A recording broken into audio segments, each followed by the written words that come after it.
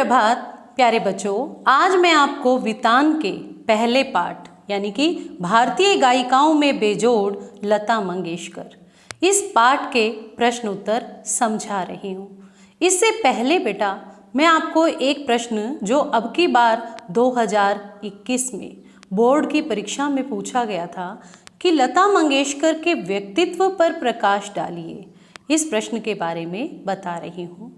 लता मंगेशकर जी का जन्म मराठी ब्राह्मण परिवार में मध्य प्रदेश के इंदौर शहर में सबसे बड़ी बेटी के रूप में पंडित दीनानाथ मंगेशकर जी के परिवार में हुआ था। लता जी के पिताजी रंगमंच के कलाकार और गायक थे। इनके परिवार से इनके भाई हृदयनाथ मंगेशकर और बहनों में उषा मंगेशकर, मीना मंगेशकर और आशा भोसले, सभी ने संगीत को ही अपनी आजीविका के लिए चुना। लता मंगेशकर जी को कई सम्मानों से सम्मानित किया गया, जिनमें से राष्ट्रीय फिल्म पुरस्कार, BFJO पुरस्कार, फिल्म फेयर आजीवन उपलब्धि पुरस्कार तथा सर्वोच्च भारत रत्न पुरस्कार से सम्मानित किया गया। लता मंगेशकर जी की जादुई आवाज़ के भारत में ही नहीं पूरे विश्व में दीवाने हैं। इसके बाद बेटे अब मैं आपको प्रश्न उत्तर समझा रही हूँ। सबसे पहला, लेखक ने पाठ में गानपन का उल्लेख किया है।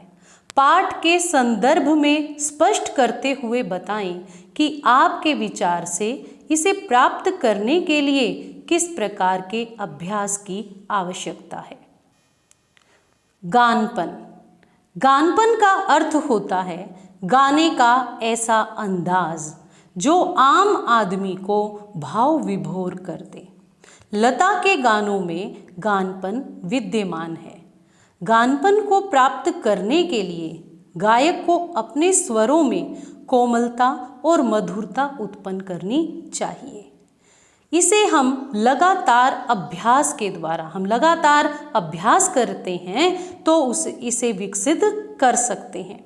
गानपन की मिठास तो ईश्वर का वरदान होती है कि हमारे स्वरों में मिठास ये ईश्वर का वरदान है, लेकिन हम इसे अभ्यास के द्वारा भी प्राप्त कर सकते हैं। यदि हम किसी संगीत निर्देशक के पास रहकर लगातार अभ्यास करें तो हमारे गानों में भी गानपन विद्यमान हो सकता है, यानी कि अभ्यास के द्वारा इसे प्राप्त किया जा सकता है। तो बेटे अब आपको ये समझ आ गया होगा, गानपन का अर्थ होता है गाने का ऐसा अंदाज जो आम आदमी को भाव विभोर कर दे। इसके बाद बेटा दूसरा प्रश्न है, लेखक ने लता की गायकी की किन विशेषताओं को उजागर किया है।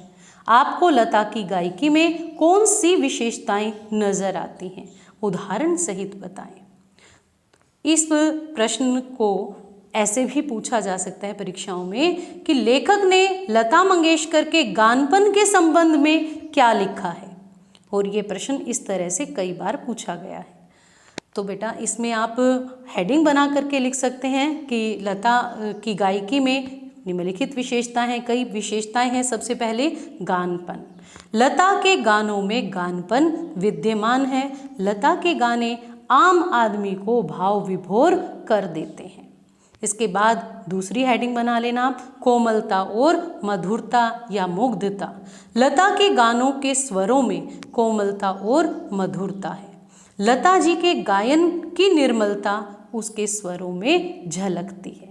तीसरी हेडिंग आप बना सकते हैं, नादमय उच्चार। लता जी के गानों की एक और विशेषता है नादमय उच्चार। इस नादमय उच्चार के कारण उनके गीतों के दो स्वरों का अंतर एक दूसरे में पूरी तरह मिल जाता है। आप चौथी हेडिंग भी बना सकते हैं, ऊंची पट्टी। लता के अधिकतर गाने लता जी ने अधिकतर गाने ऊंची पट्टी में गाए हैं। तो बेटा अब इसके बाद तीसरा प्रश्न, लता ने करुण रस के गानों के साथ न्याय नहीं किया, जबकि श्रृंगार परक गाने वे बड़ी कुशल उत्कटता से गाती हैं। इस कथन से आप कहाँ तक सहमत हैं। लता ने करुण रस के गानों के साथ न्याय नहीं किया।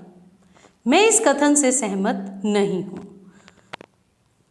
कि लता ने करुण रस के गानों के साथ न्याय नहीं किया, जबकि श्रृंगार परक गाने वे बड़ी उत्कटता यानी कि बड़ी कुशलता के साथ गाती हैं। लता मंगेशकर जी श्रृंगार परक रस के गाने में सिद्ध हस्त है। श्रृंगार परक गाने में वे सिद्ध हस्त हैं, बड़ी कुशलता से उन्होंने गाए हैं। लेकिन यह भी सच है कि उन्होंने करुण रस के गाने भी बड़ी ही कुशलता के साथ गाए हैं। करुण रस से ओत-प्रोत गानों को भी उन्होंने सफलतापूर्वक गाया है। लता मंगेशकर ने संगीत निर्देशकों के कहने पर ही अधिकतर गानों को ऊंची पट्टी में गाया है, ऊंची आवाज में गाया है। लेकिन यह नहीं है कि उन्होंने करुण रस के गाने गाए ही नहीं। ए मेरे वतन के लोगों जरा आंख में भर लो पानी, यह गाना करुण रस का है। और जब लता मंगेशकर जी ने यह गाना गाया था तो पंडित जवाहरलाल नेहरू जी की आंखों में भी आंसू आ गए थे।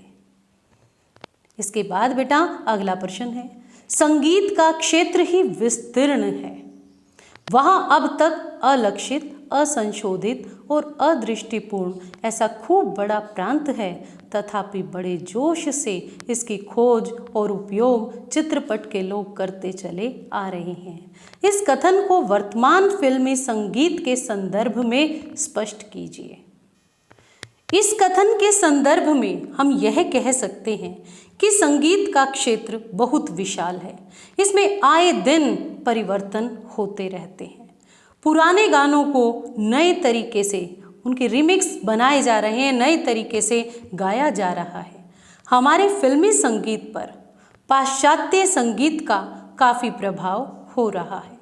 लेकिन दुख की बात यह है कि शास्त्रीय संगीत की अवहेलना करके चित्रपट संगीत को लोकप्रिय बनाया जा रहा है। इसके बाद बेटा अगला प्रश्न, चित्रपट संगीत ने लोगों के कान बिगाड़ दिए, अक्सर यह आरोप लगाया जा रहा है।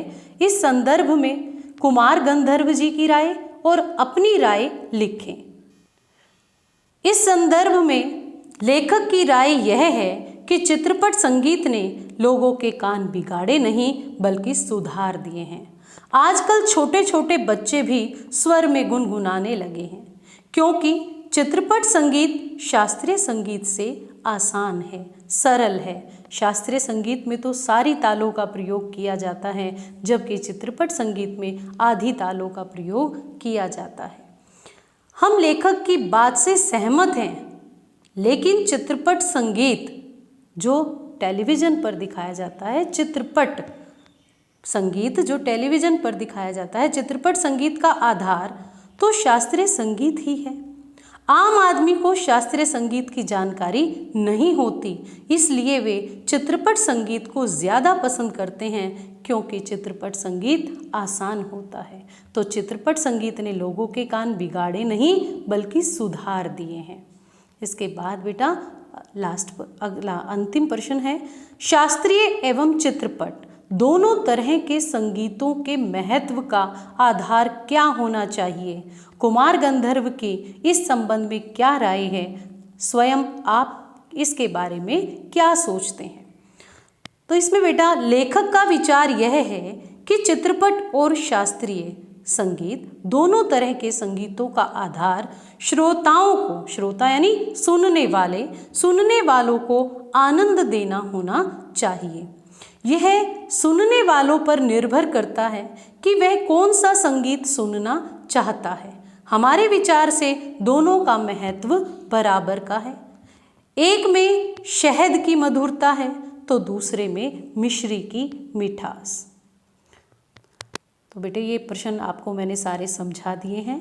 इसी के साथ भारतीय गायिकाओं में बेजोड़ लता मंगेशकर पाठ के प्रश्नोत्तर समाप्त हुए। धन्यवाद।